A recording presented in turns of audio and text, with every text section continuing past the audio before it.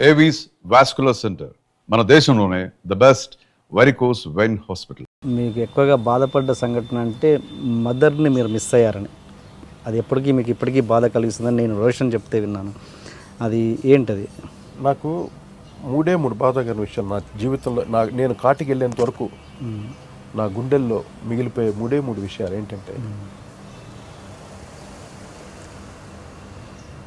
బంగారు బుల్లోడు కంపోజింగ్కి నేను చెన్నై నుండి హైదరాబాద్కి వచ్చాను.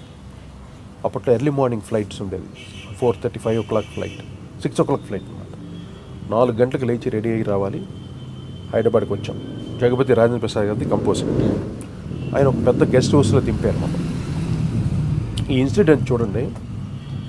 దించితే మార్నింగ్ దిగి అన్ని సూట్ కేసు పెట్టి టాయిలెట్కి వెళ్ళాను, బాత్రూమ్కి వెళ్తే బ్రష్ చేసుకుందాం వెళ్తే ఇలా చూస్తే అక్కడ ఒక బాత్రూంలో వెంటిలేటర్ ఉంటుంది కదా, అది ఆ పైన చిన్న చిన్న పిచ్చుక ఒక గూడు పెట్టుకుని క్యూట్గా ఉంది. పిచ్చుకొని చూడగా నాకు భలే ఆనందం వేసింది.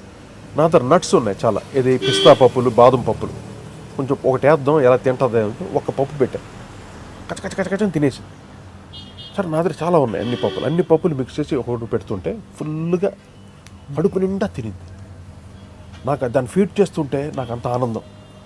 తింటూ అది సరే ఒక తినేసి కొంచెం టైర్డ్ అయింది. సరే నేను వచ్చి ఐ స్టార్ట్ మై బ్రషింగ్ చేసి ఊరికి ఫ్యాన్ స్విచ్ ఆన్ చేశాను. నాకు బాత్రూమ్కి వెళ్తే ఫ్యాన్ అలవాటు అనమాట, ఫ్యాన్ ఉండాలి. ఎందుకో నాకు తెలియకుండా ఆన్ చేశాను. ఆ పిచ్చుక అలా లేచి తప్పని కొట్టుకొని నా కంటి ముందే పడి చచ్చిపోయింది. నా కంటి ముందు ఇంత తినిపించాను దానికి, నా కంటి ముందు పడి చచ్చిపోయేసరికి నేను తట్టుకోలేకపోయినా. అది అంటే ఎవరన్నా మా అమ్మ నాన్న పోతే ఎంత ఏడుపు వస్తుంది, ఎంత బాధపడతాం. ఒకే ఏడుపు. నేను లిటరల్లీ మా రాజు అయితే కంట్రోల్ చేయలేకపోయాడు. నన్ను అయ్యో నా చేతులారా ఫీడ్ చేశాను దానికి, నా కంటి ముందే చచ్చిపోయింది, నేనే చంపేశాను అన్న ఫీలింగ్ నాకు ఇప్పటికీ లోపల ఉండిపోయి ఎంత మదన అప్పుడప్పుడు గుర్తుకొచ్చేస్తుంటుంది ఆ ఇన్సిడెంట్.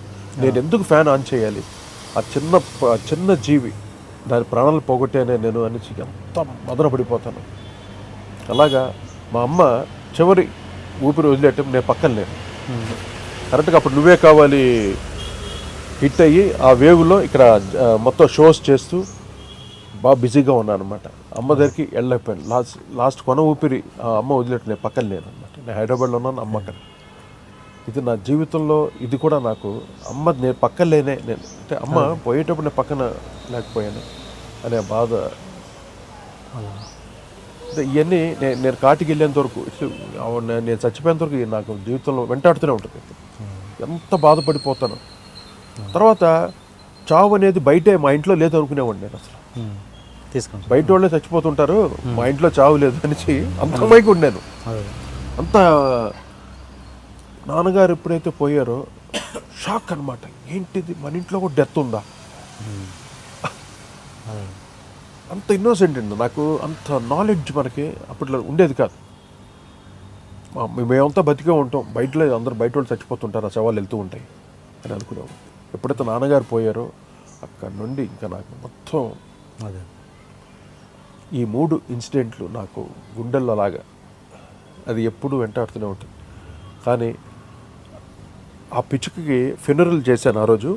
ఒక cigar box, empty cigar box తెప్పించి దాంట్లో గడ్డి వేసి ఆ పిచ్చుకొని దాంట్లో పెట్టి క్లీన్గా కవర్ చేయించి ఒక చెట్టు కింద తవ్వించి ఒక పెద్ద లెవెల్ ఫెనరల్ చేస్తారు చూసారా. నేను మేడ మీద నుండి చూస్తూ ఏడుస్తున్నాను. నన్ను రాజు పట్టుకొని నా కంపోజింగ్ బృందం అంతా నన్ను పట్టుకున్నారు. అన్కంట్రోల్. నేను అంటే నా కంటి ముందు చచ్చిపోయింది. నేను తిండి పెట్టి నా చేతులతో తిని ఇలాగ నేను ఎందుకు చేశాను రా పాపం అనేది అంత బాధపడిన తర్వాత ఆ ఫెనరల్ చేసి ఆ రోజంతా కంపోజింగ్ చేయలేదు. నేను ఫుల్ 3 అలా పడుకుని పోయాను గమ్ముని. నెక్స్ట్ డే ఇంకా మా వాళ్ళంతా సెట్ చేసేసరికి అప్పుడు కొంచెం బయటకు వచ్చాను అనమాట ఆ ఇన్సిడెంట్ నుండి. ఇది హైదరాబాద్లో నాకు బంగారు బుల్లోడు కంపోజింగ్ వచ్చినప్పుడు ఆ గెస్ట్ హౌస్లో జరిగిన విషయం ఎవ్వరికీ తెలియదు. ఇది ఎవ్వరికీ చెప్పలేదు. నేను నా మనసులో ఉండిపోయింది. ఎందుకంటే మీరు అడిగారు అమ్మ తర్వాత ఈ విషయం, నాన్నగారు, ఈ 3 విషయాలు మట్టుకు నాకు చాలా అది జీవితంలో మర్చిపోలేను. అంత బాధ ఇప్పటికీ బాధ కలుగుతుంది. నేను చాలా ఎమోషన్, చాలా అన్నిటికీ ఎమోషన్ అయిపోతాను. ఎమోషన్ లేకపోతే ఎందుకు ఆ కంపోజింగ్ వల్ల వచ్చిందో ఏంటో తెలియదు, అన్నిటికీ ఎమోషన్ అయిపోతున్నాను. ఇప్పుడు కూడా ఈ మ్యాటర్ చెప్తున్నప్పుడు నేను చాలా ఎమోషన్ అవ్వాలి, కానీ మ్యాక్సిమం నేను కంట్రోల్ చేసుకుంటాను నాలో. ఎక్కువ ఎమోషన్ అయితే పాప అంటే చూసేవాళ్ళకి కూడా అది ఒకలాగా అనిపిస్తుంది. అది it's my fault. Okay sir, ఇప్పుడు ఇండస్ట్రీ కానీ బయట జనాలు కానీ మీ నుంచి చాలా రోజుల నుంచి ఎక్స్పెక్ట్ చేసే ఆన్సరు ఒక విధంగా మిస్టరీగా కూడా ఫీల్ అవుతున్న విషయం ఏంటి, ఏం జరిగింది రాజుగారికి మీకు మధ్య ఏం జరిగింది, ఎందుకు విడిపోయారు అంటే మీరు ఏ ఇంటర్వ్యూలో చెప్పలేదు అది నిజానికి, మరి మీరు చెప్పాలనే ఉద్దేశం లేదో ఏంటో తెలియదు. ఈ ఇంటర్వ్యూలో అన్నా అది రివీల్ చేస్తారని నేను ఆశిస్తున్నాను. అంటే నేను రాజు చాలా చిన్నప్పటి నుండి వీఆర్ వెరీ గుడ్ ఫ్రెండ్స్ అండి.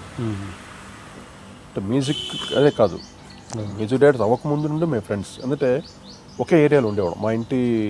మా ఇల్లు మెయిన్ రోడ్లో ఉండేది, వాళ్ళది మా ఇంటి ఎదురు రోడ్లోనే టీవీ రాజు గారి ఇల్లు. చాలా ఫ్రెండ్లీగా చిన్నప్పటి ఫ్రెండ్స్గా ఉండేవాడు. తను మా ఇంటికి వచ్చేవాడు, సరదాగా అలా ఉంటూ ఉండే. అప్పుడు నేను గిటారిస్ట్గా నా కెరీర్ స్టార్ట్ చేయటం, తను వచ్చి నాన్నగారి దగ్గర అసిస్టెంట్గా పనిచేసేవాడు. పెదనాన్నగారి దగ్గర హనుమంతరావు గారి దగ్గర కూడా నోటేషన్స్ రాయడం అనమాట తన పని. అలా చేస్తూ ఉండగా నేను చక్రవర్తి గారు పనిచేస్తుంటే మా అన్నయ్య వాసురావు గారు ఉన్నారు కదా, వాసురావు గారు మా రాజును కూడా నాన్నగారికి వర్క్ డల్ అయింది. రాజు ఫ్రీగా ఉండి తన ఏదో రిక్వెస్ట్ చేస్తే అప్పుడు చక్రవర్తి గారు చాలా బిజీ వర్క్ అనమాట. ఇప్పుడు చక్రవర్తి గారి దగ్గర మా అన్నయ్య వాసురావు చెప్పి చేర్పించాడు రాజుని. అక్కడ చేరిన తర్వాత మీ ఇద్దరు అక్కడ ప్యాచప్ అయ్యి ఆ మ్యూజిక్ గురించి డిస్కషన్స్ ఇలాగ మా ఇద్దరు ఎక్కువగా ఇన్వాల్వ్ మా ఇద్దరిలో డిస్కస్ చేసి ఈ మ్యూజిక్ ఇలాగ ఉంది, వెస్టర్న్ మ్యూజిక్స్ అన్ని, ఈ సౌండ్ ట్రాక్స్ అన్ని, John Williams, Jerry Goldsmith అన్ని ఇవన్నీ చాలా డిస్కస్ చేస్తూ ఈ కలరింగ్ ఎందుకు ఇచ్చాడు, ఈ కార్డు అరేంజ్మెంట్ చూడు, ఇలాగా మ్యూజికల్గా మేము ఎక్కువగా ఇంటరాక్ట్ అయ్యేవాడు ఇద్దరు ఒకరికి ఒకరు. అది అలా పోను ఏముందంటే చక్రవర్తి గారి దగ్గర అసిస్టెంట్స్గా మేము రాజ్ కోటిగా అసిస్టెంట్స్, కృష్ణ చక్కెర ఎలాగో రాజ్ కోటి కూడా సెకండ్ బ్యాచ్ అనమాట, సెకండ్ యూనిట్. సెకండ్ యూనిట్ మేము కూడా కొన్ని సినిమాలంతా మా గురుగారు సినిమాలని రికార్డింగ్స్ అన్నీ చేసేవాళ్ళం. అలాగే అక్కడ ప్యాచప్ అయిన తర్వాత ఫస్ట్ ఆపర్చునిటీ రాజుకు వచ్చింది. నాకు అసలు నేను మ్యూజిక్ డైరెక్టర్ అవ్వాలి నాకు ఇంట్రెస్ట్ లేదన్నమాట. ఏదో మ్యూజిషియన్గా అలా హాయిగా ఉంది కదా వెళ్తాను. రాజుకి ఫస్ట్ ఆపర్చునిటీ వచ్చింది, కోటి ఇలాగా ఒక సినిమా వచ్చింది నాకు. వెరీ గుడ్ రా, చాలా సంతోషం, చెయ్యి అదరగొట్టేసి నేను ఇలా ఫ్రెండ్గా అంటే లేదు నువ్వు కూడా ఉండాలి, మన ఇద్దరు కలిసి చేద్దాం అన్నమాట. తనే అడిగాడు చేస్తామంటే లేదురా బాబు నేను అసలు షార్ట్ టెంపర్ రా, నీకు తెలుసు కదరా, మళ్ళీ లేని గొడవలు అయిపోతాయి బాబు, నువ్వు చేసుకోరా బాబు. ఇది అలా కాదు, రేపు నువ్వు మ్యూజిక్ డైరెక్టర్ అయినా కూడా నీకు ఒక మనిషి కావాలి కదా, ఇప్పుడు నాకన్నా ఒక మనిషి కావాలి కదా, మన ఇద్దరు ఎలాగో ఇక్కడ అలవాటేం కాబట్టి మన ఇద్దరు కలిసి చేస్తే బాగుంటుంది అని తను రిక్వెస్ట్ చేశాను. ఈ విషయం మా గురువు గారికి నేను చెప్పాను. అంటే మెయిన్ ఆయన పర్మిషన్ లేకుండా నేను చేయలేను కదా. గురుగారు చెప్తే ఆయన అగైనిస్ట్, నువ్వు చేయడానికి వీల్లేదు, నేను చేస్తాను రా మ్యూజిక్ డైరెక్టర్గా, పెద్ద పెద్ద బ్యానర్స్, ఒక పిఏపి, ఒక రాఘవేంద్రరావు గారు, అలా ఆ లెవెల్లో నేను ప్రమోట్ చేస్తానని. నేను నా శిష్యుడు విను, నా ఓడి విను. మిమ్మల్ని అన్నారా రాజుగారు? నన్ను. ఓకే.